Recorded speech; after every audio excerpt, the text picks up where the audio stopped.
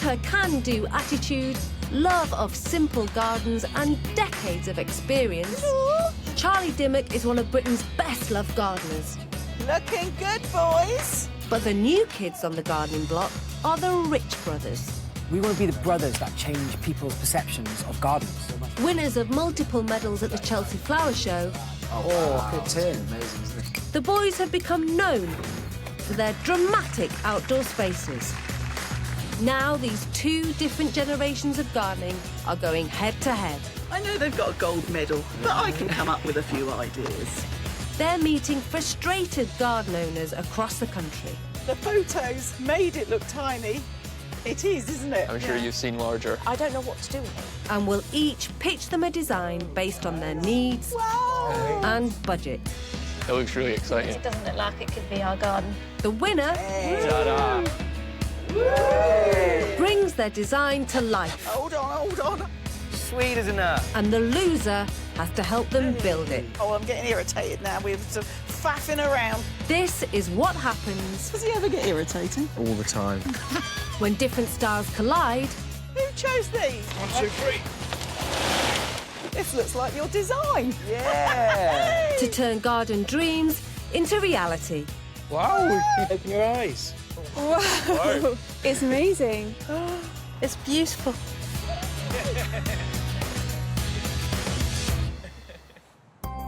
Today, Charlie and the Rich brothers will be competing over a garden that to its owners is more than just an outdoor space. This application's from Andy and Angela. Family home, they've lived there 20 years. Lots of happy memories of the children growing up there. Well, they look like a lovely couple, don't they? Some nice big smiles. Yeah. Retired police officer Andy and his wife Angela live in Worcestershire with their dog Rudy. Their grown-up daughter Kelly lives close by. Well, looking at the garden, I think it could do with a little bit of something. Yeah, I think we've lost the inspiration a little bit. Both Kelly and their elder son John grew up in this garden, but 2 years ago, after a long battle with illness, John died tragically at the age of 26. And since then, Mum and Dad haven't had the heart to stay on top of it. They've sort of lost their motivation in the garden, so they want us to go in and help them be re-motivated to enjoy the garden again. Yeah. What we want to do is to bring a bit of happiness into the garden again, because we've always had happy times here. So this time, I think we want to do it for us and our daughter, and it would just be lovely to have the garden looking nice. Right now, the garden has a featureless lawn with an ugly concrete path that leads down to a prominent row of sheds. It's going to be kind of easy for us to create something quite special. Yeah, loads of opportunities, isn't there? Yeah. I think it'll cheer us up for a start. Mm. You know, it'll give us something to look at when we come down, apart from grass. The couple would also like the garden to reflect the happy times they all spent here as a family. They would love to put in a bit of the garden that sort of brings back lots of happy memories of their son. Just somewhere where you can just reflect and celebrate his life, which would be lovely. He just loved the garden as well. And he used to like his apple pies, didn't he, as well, so which my mum used to make him. With the garden meaning so much to them, they're not skimping on the budget. £5,000 is going to come out of my pension that I saved all my life. Budget-wise, quite good, £5,000, although it's quite a large garden. Yeah. By rights, we should be able to give them something really special. Yeah. Yeah? Definitely. This is a unique challenge for Charlie and the boys, and they will now compete for the chance to create the garden of Andy and Angela's dreams.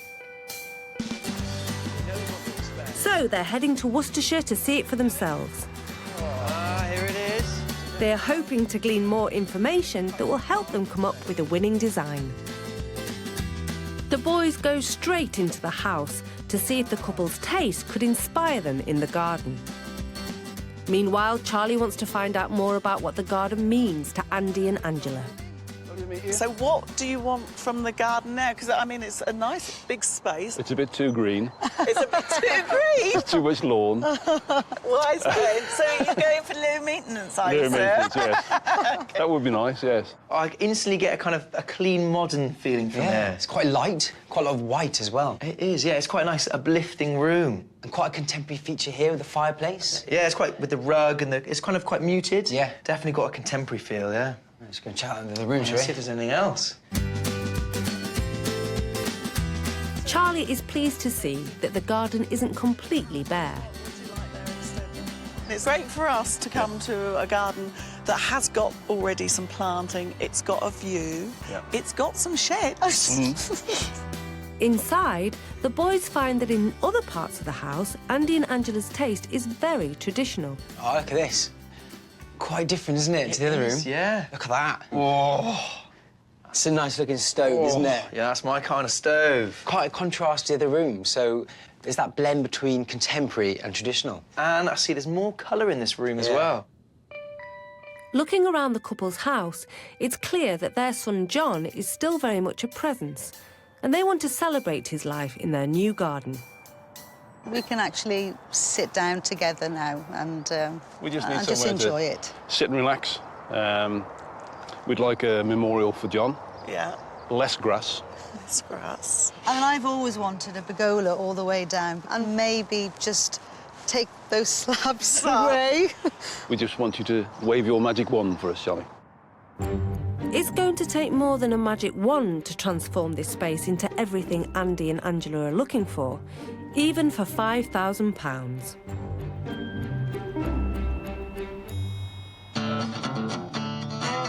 So our rival designers get straight to work. Each of them has to come up with a design for Andy and Angela's perfect garden that will work within their budget. The couple will then choose a winner, and the defeated designer will have to help the winner build the garden.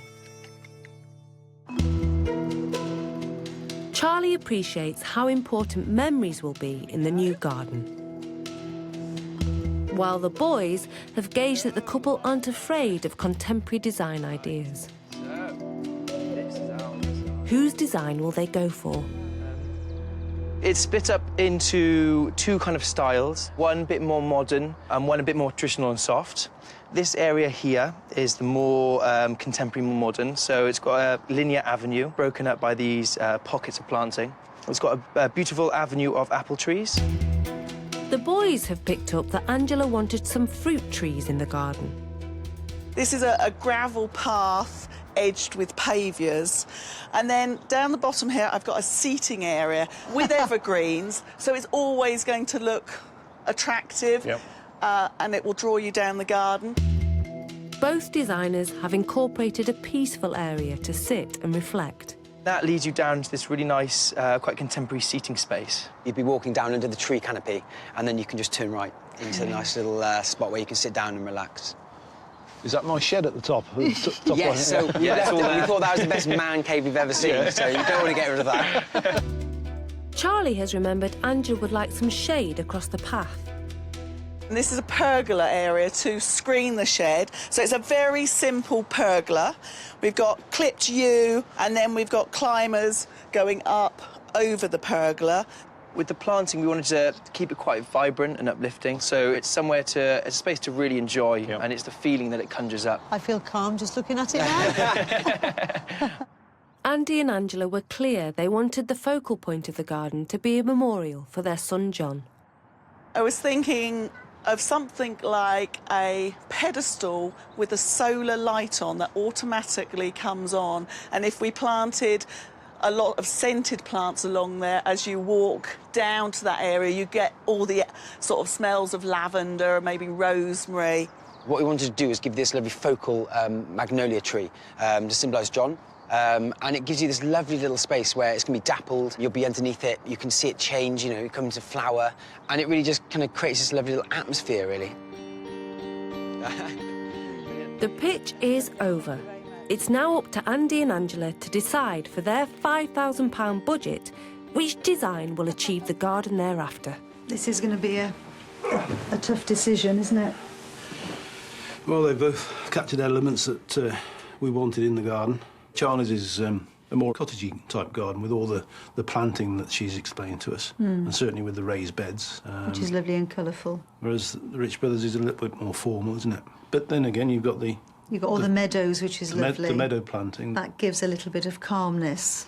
It looks very peaceful, doesn't it? And very peaceful, especially the seating area, which I really like. And the magnolia. Which is our favourite tree. And we've also got the apple trees down the path. Which reminds me of John with his loving his apple pies off his gran. Yeah. I think Charlie's has sort of captured the lightness of us as well. It's a happy garden. Yeah.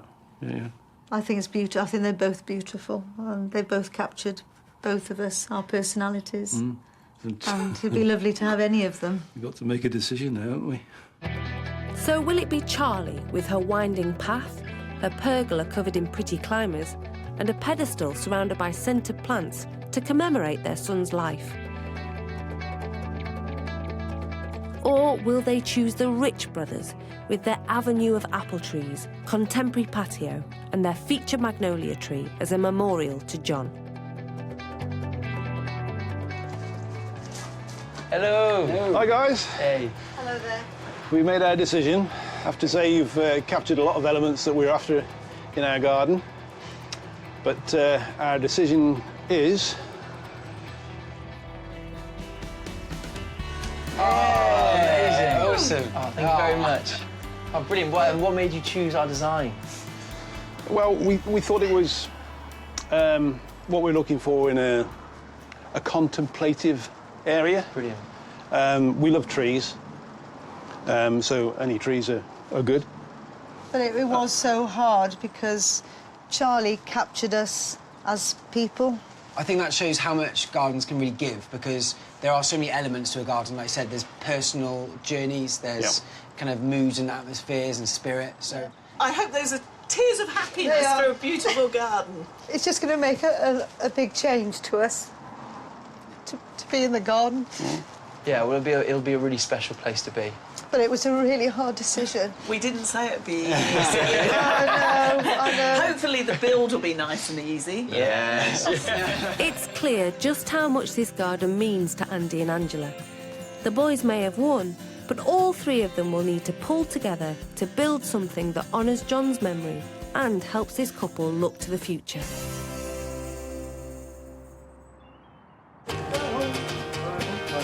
It's day one of the build.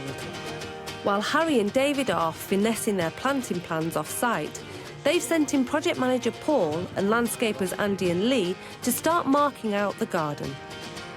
This is a big plot, so the boys need to make sure that the proportions of hard landscaping are spot on. Right. Too little, and it will look like an island in a green ocean. Too big, and it will look like a tennis court. Andy and Angela were won over by the boys' more formal design based on a rectangular terrace in the middle of the lawn that is accessed by a path from the back of the house. And to the landscaper's frustration, the boys' design has the new path in a slightly different place to the old one. In reality, this path actually runs at an angle. So in order for this to look like it does on the plan, we've got to change the angle of that path and square it up towards the shed. So rather than just put a new path in the lines of the old one, it all has to be remarked. Where to put a garden path and what type is one of the crucial decisions when it comes to planning a garden. A path doesn't just have to take you from A to B. It can be a magical journey, revealing exciting parts of the garden along the way. In the stately home gardens of the 17th century, huge avenues lined with trees were an indication of status. The trees will be planted further apart, further along the path, to make it look even grander. In the 18th century landscape gardens, meandering paths were used to reveal new features on the estate around each corner. Today's private gardens still use this principle, and different textures reflect the style or look. Grass or bark paths add to a wildlife garden. Herringbone paths with plants spilling over are ideal for cottage or informal gardens. and sparsely laid rectangular pavers can give a futuristic touch to a modern garden. Paths can draw the eye to specific features. Curved or S-shaped paths reveal the garden bit by bit. And a long, straight path focuses attention on features or planting. In Andy and Angela's garden, before any new path can go in, the patio needs to be perfect. But it's not long before Paul realises there's another problem. The ground is not level. There's much more of a slope than we initially thought. Because of that, we're going to have to use a lot of the materials that are here already to build the levels up. Fortunately, there's 25 concrete slabs that had no place in the new garden. But they do now. That's the level of the paving. So by reusing these, we don't have to use as much hardcore to get the level up. And it's just a cost-effective way of doing it as well. Base layers of hardcore can be costly in such a big space, and these slabs will do just as good a job. All it needs now is a thin layer of aggregate to get it level. And it's ready for the new patio. The boys want the garden to be a mix of traditional and contemporary, so although the design is formal, they're using modern tiles to give Andy and Angela an outdoor room. Meanwhile, the new path has been marked out and then cut and edged with wood. And the Rich brothers are out front, busy briefing Charlie on the task ahead.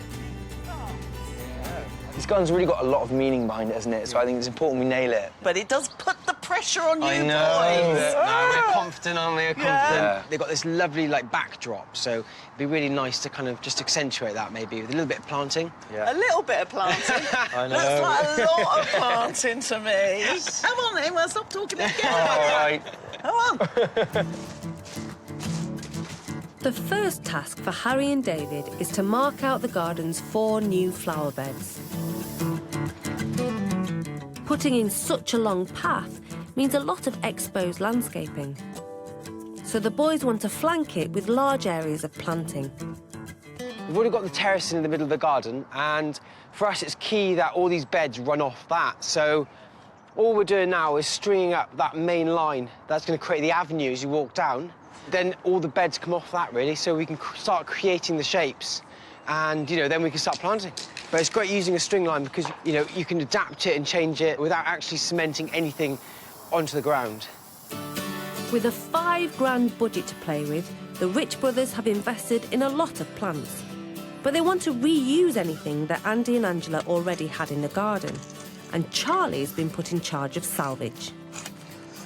The boys want me to save as many plants from this border as possible, and there's a couple of fuchsias that Angela really wants to save.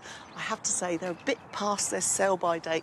They've gone really, really woody, and although there's some nice fresh shoots there, normally what I'd do is take cuttings of that, grow those on and get rid of the old plant.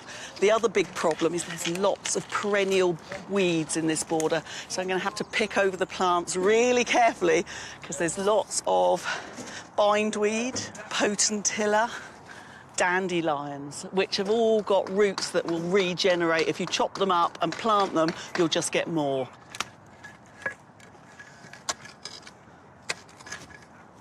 Ooh. So the process is get all the soil off so that you don't transplant any of the perennial weeds. And then I'm going to go and put that in the shade, maybe with a bit of polythene over it so that we can just plant it straight back in and it doesn't dehydrate. As well as rectangular flower beds, at the bottom of the garden, the boys are adding traditional curved areas for meadow planting. And with 4 beds to prepare, it's time for David to unleash his secret weapon. Watch out, man. The turf cutter. Using a turf cutter makes life a lot easier. And it does it in a nice clean strip as well, so when you're making beds, it leaves that really crisp edge, which is quite good. You'd be looking at spending about £50 a day with one of these, but if you're doing a large area, then I would definitely recommend using one of these. But it helps to have your older brother following behind to clear up the spoil. Meanwhile, Charlie is making progress with her salvage project, but the plants she's taking out will need a lot of attention.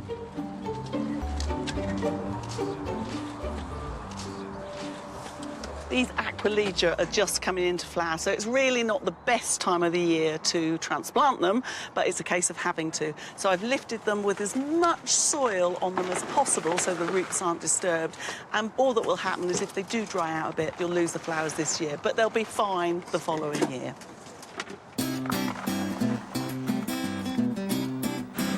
With such a lot of turf being lifted to make the flower beds and meadow areas, the boys have come up with a nifty plan to reuse it. But it's not on the design, so they need to get the green light from Andy and Angela. There's a lot of lawn coming out of the garden at the moment. Is that something you're OK with? Totally, yeah. Definitely. Yeah. Brilliant. And we thought it's good-looking turf, so we don't want to just throw it all away. We'd like to recycle it. So we've got this idea that we need to run by you. OK. It's an idea of creating a hazel hurdle seat, or like a turf seat. Never heard of that before. So here you can see this is the hazel hurdle here. And Charlie's done a great job of clearing some of the existing plants here, the fuchsias and the astrantias and things. It's great. And we're going to recycle them, which is nice. So what we'd like to do, if it's OK with you guys, is cut this in half to create this hazel hurdle-like retaining seat. Right. And then, because this soil here has got quite a lot of weeds in it, we'd like to keep it here rather than put it into the beds that we've created. Oh, lovely. Run the turf over it, and then that means that you can sit down here and have a complete different perspective on your garden. Oh, lovely. Is that OK? Does that feel right? Yeah, yeah, yeah. Brilliant. And then the plus of it all, because we're cutting in half, we get two. So what we're going to do, not only have one here, but we'll have one over there as well. You're happy with that? Yeah, really Sounds a happy. good idea. Thank you very much. Brilliant. Great Perfect. idea. That's how you keep the client happy. Give them something extra for nothing. Thank you very much. See ya. Thank you. Having 2 additional seating areas on the boundary will give Andy and Angela new perspectives on their new garden.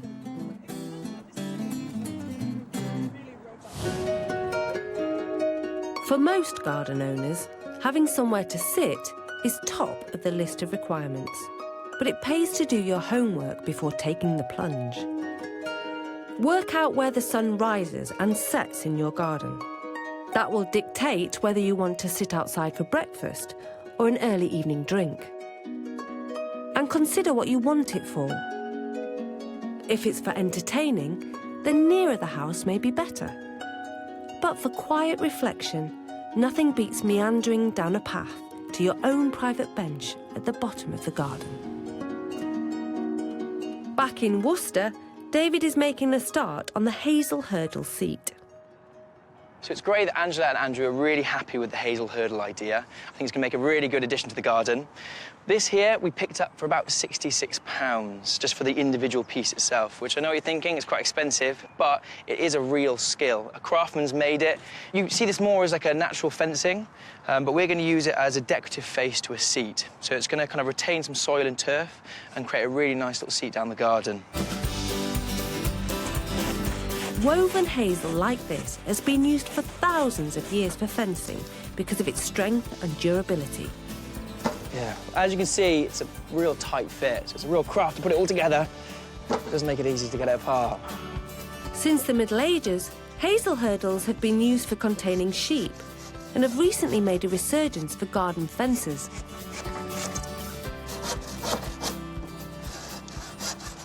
Ah, beautiful.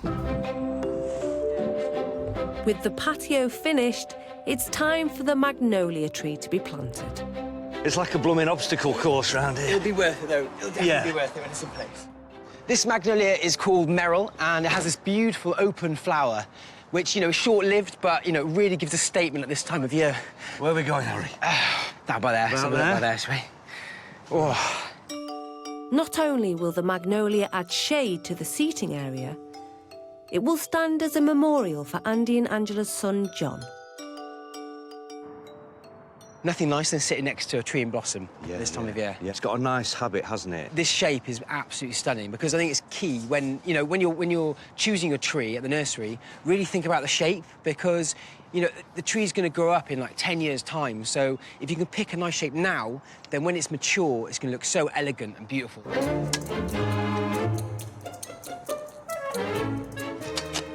It's kind of quite nice putting a tree in, though, isn't it? It does add a lot to the garden. Yeah, it's satisfying, obviously. And then it should come out, look. I can give you help now if you want, Paul. And I've done it now, Harry. What are you talking about? And then what that does, it just... Before planting a tree, tease the roots out to give them a better chance of establishing once it's planted. Ready? Yep. OK. There we go. Oh, look at that. Some could say that was... Do you know what? It's like you've almost done that before. Are you happy with kind of the angle of it and the aspect I might of just it? Is that... Do you want to... Might just twist it this way a bit without damaging that. There we are. It's lovely. Is that all right? Yeah. Let's get it in now. Magnolias will thrive in moist soil, so they need frequent watering to establish. The roots will need a regular soaking to develop over the first 2 years. Meanwhile, the medieval turf seat is coming together with the help of some 21st century tools. Brilliant. I've just attached the half hurdle to some sturdy posts, so now all we've got to do is start backfilling. Getting the right height for the seat requires a lot of turf, and with 2 to build, it's every man for himself. Oi! Oh, you! Oh, but, Lee! A turf stealer. Looking good, boys, looking good. You better not make that one look better than ours now. Now the path has been edged and a base layer added, Harry's finishing it with a material that will contrast with the patio. We're using a limestone bonded gravel. This is going to compact really tightly together and it'll almost be a finish like concrete. So, again, it's going to be a very robust path and it's going to last for years. We've already laid a couple of inches of hardcore on the base of the path, and we're now going to put the finishing 40 mil of the gravel, which will give this lovely contemporary feel. Back at the fence, they're nearly there with the hazel hurdle seats. So we've used the rolls of turf to create like a wall, which will then fill up with soil and then start laying turf over the top. So it's literally a retaining wall.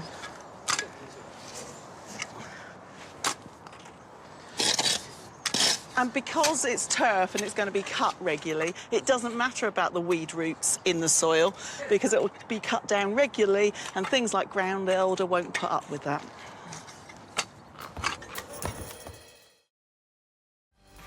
As the next key feature in the garden, to add some formal elegance to the path, the boys are creating an avenue of apple trees. Angela has fond memories of her son enjoying his grandma's apple pie. Oh, these look gorgeous, don't they? They look Lovely. awesome. Beautiful avenue trees. Yeah.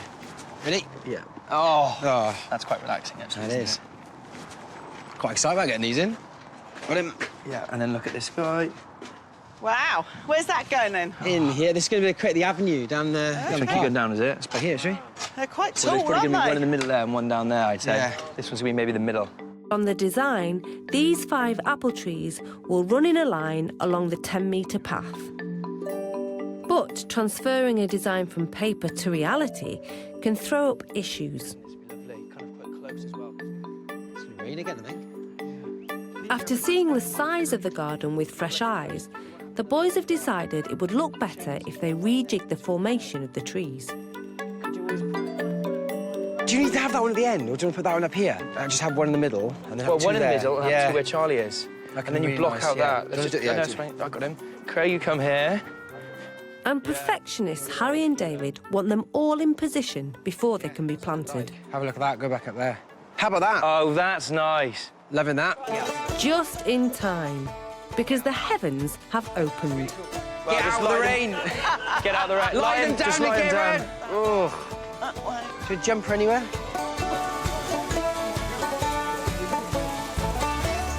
Look Luckily, the rain doesn't last long and the team are soon back to work. After lifting a lot of turf, the hazel hurdle seats are nearly finished. So this is the last process now of the turf seat, and we're just rolling on the last layers of turf, which is good. But you may think that it looks a little bit high, as you can see here, there's the hurdle, but that's just because the soil over time is going to compact down. So we just wanted to give it maybe an inch or two over that so that it stays higher than the hurdle. Can I just stay here now? There's only a bit of planting to do. It's right height, isn't it? Oh, it's a nice seat height, isn't it? They always say that with seats, that it's important not to have it too low, because otherwise you kind of hunch up when you're sitting down. Your knees are up by your chest. Whereas it's nice to have something that's a bit more perched, good for the posture. It'll be a really lovely view down there, won't it? Yeah. Right, I'm going to finish it off. Right. Hi. Oh, with a slightly damp bum.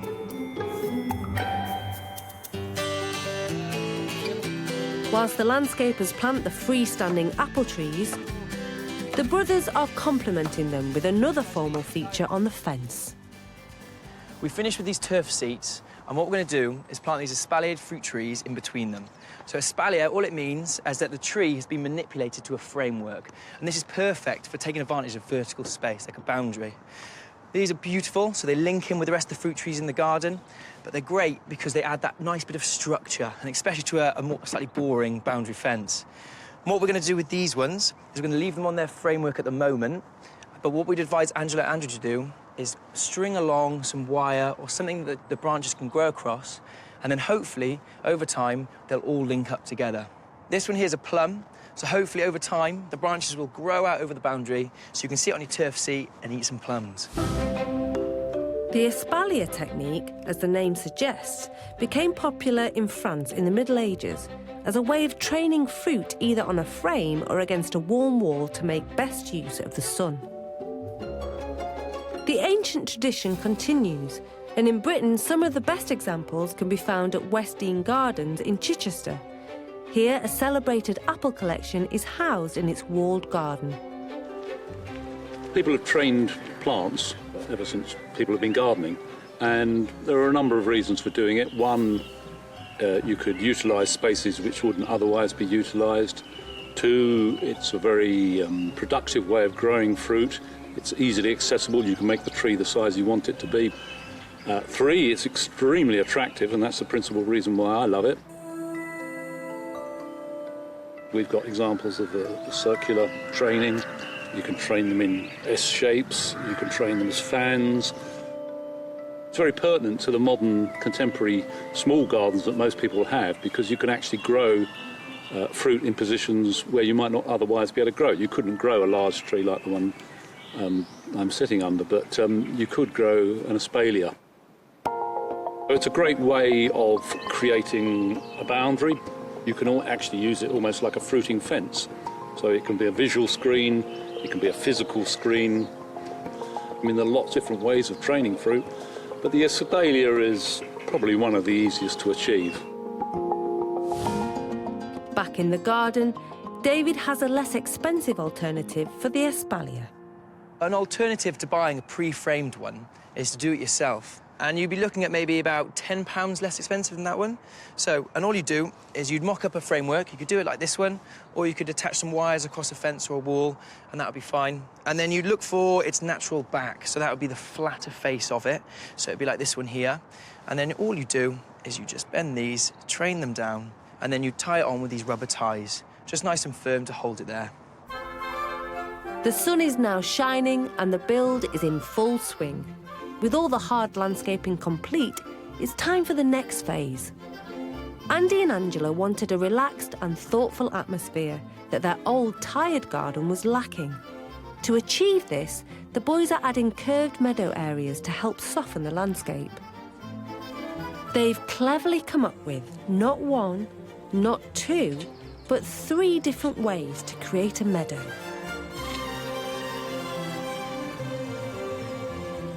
Harry is laying 20 metres of pre-sown meadow lawn for an instant effect. It's the same as kind of laying turf. You know, makes it very simple to do. And, you know, instead of having to lay seed, it's really going to be this instant meadow, which is going to, you know, encourage wildlife, birds. It kind of flowers right throughout the season. And then as soon as the winter's over, cut it down, get rid of all the cuttings, and then just wait until it comes back in the, you know, late spring, summer. This isn't the most cost-effective way of creating a meadow. You're looking at about £12 to £25 per square metre.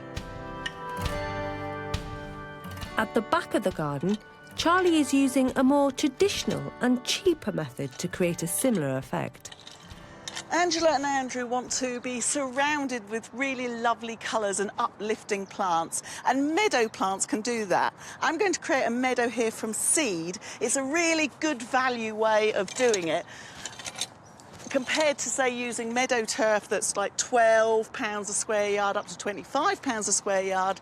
The seed that you can use is about 60p a square yard, which is quite different. When you prepare the seed bed, you need to rake it over so you've got a nice tilth on the surface, and remove the big stones and rubbly bits so that the seeds have a better chance of germinating. Meadow plants as well like quite a poor soil, so I'm going to add this gravel to the soil. But the other thing is when you come to sow the seeds, that's 10 grams of seed in there, and I have to spread that 1 gram a square metre. So I'm going to mix all the seed in with the gravel, then spread the gravel, and you can see where you're going.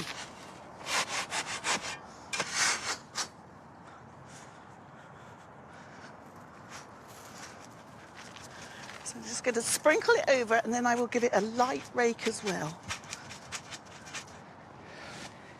Charlie? Yeah? Turf seed's looking epic, isn't it? I think it's really good fun, actually. Yeah. I think Dog it's will great. love that. Yeah. And the meadow here, I mean, I've got a lot of annual seeds in there, so like poppies and cornflowers and daisies. So that should give them a lot of instant colour this year. How long will it take for it to kind of establish? You should start seeing some growth after about 2 weeks. Yeah. Quite happily. And then in a month and a half's time, it should be out in flower. Yeah, it would look lovely from up there, wouldn't it? I know. It's looking good. It is. Good. Oh. On the left-hand side of the patio, David isn't taking up the lawn, he's planting through it.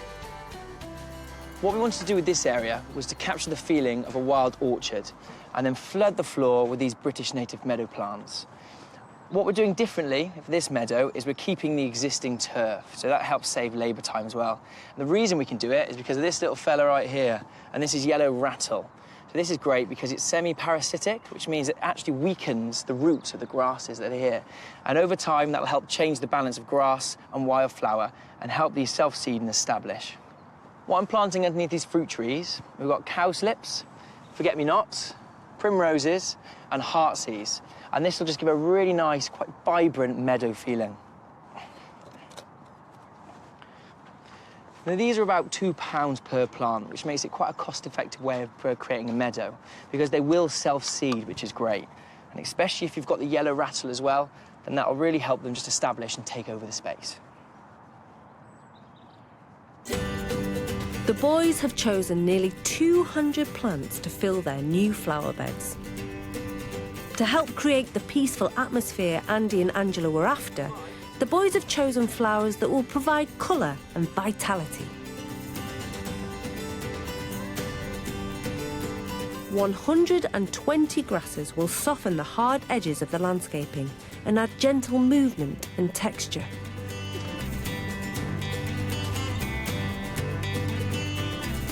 The sun is setting on the build, and with the planting done, the last job of the day is left to Andy, compacting the gravel on the path to leave a smooth surface.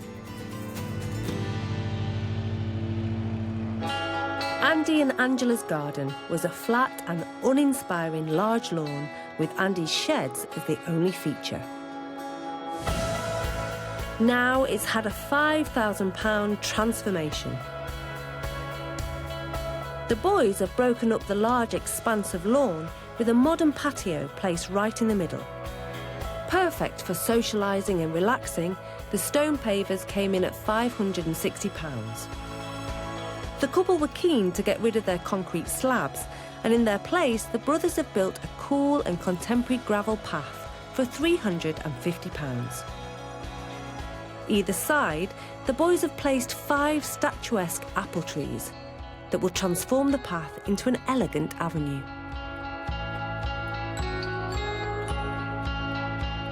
The boys have spent £300 on meadow lawn and just over £1,000 on grasses, perennials and wildflowers. They may be small now, but in just a few months they will flood the garden with colour, texture and movement. David and Harry spent just £60 on some dirt cheap seating for the boundary, made from hazel hurdles and leftover turf. And finally, the most important thing for Andy and Angela was to have a memorial for their son John. The boys spent £240 on the couple's favourite tree, the magnolia, that will provide beautiful blooms for many years.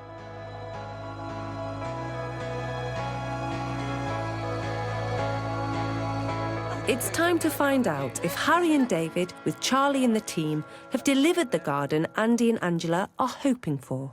All right, guys, I'd like to open your eyes to your new garden. Oh, my God. Oh, my goodness. Oh. What do you think? Oh, it's lovely. That's excellent. Oh, it's beautiful. The seat. Yeah, there's the seats. Oh, my goodness, look at all that. And the trees. And the path. Yeah, got rid of the concrete path. Oh, Yeah. my goodness. Oh, that's Bye-bye, lovely. concrete. Happy to see that go. Goodness for that. Oh, yeah.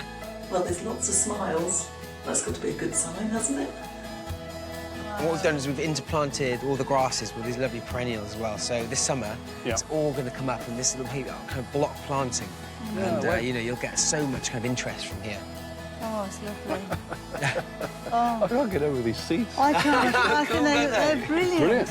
Might have convinced Andrew about the seat as well. He's smiling and laughing. Might be a bit damp. I don't know. No, so I've seen it earlier. No room for a little then, is there? I'm on here, mate. Oh, it's lovely. The dog will love it on here, won't he? We were saying this would be his prime spot, nice little sunny area. He'll love it. Should we go take a little look at the end of the garden? Okie dokie. Oh, lovely. You guys go first. Yeah. And it's nice that we can actually sit here instead of on the patio all the time, so it's something a bit different for us, isn't it? Because the one important factor for us was to create this kind of calming space. Yes. Do you think it has that? Oh, Definitely. Yeah. Oh, it's lovely. beautiful. It's actually a really nice view out of the kitchen as well. Yeah, Down to the magnolia tree. A lot going on. Yeah, there is an awful lot. But it's beautiful all around there. So how high will that magnolia tree grow? 10 metres maximum. I mean, it'll maximum. You know, it's a lovely shape. So you know, over time, it's really going to kind of, you know, it's only going to get better, and it's not going to be too dominating for the space. You're getting emotional now. Just a little bit. Tears and smiles and laughter. That's got to be exactly what you want in the garden. Well, it's amazing to have been part of this with you guys. You know it means a lot to you, so. It's been lovely. It's been really good. It's been a pleasure having you. With so many happy family memories for the couple in this garden, the pressure was immense for Harry and David to get their new design just right. Wow. Amazing. Lovely, especially the trees and the pathway. I thought it was just lovely. Great improvement. It's got its character back again, hasn't it? Andy and Angela are delighted and are set to enjoy the garden for years to come.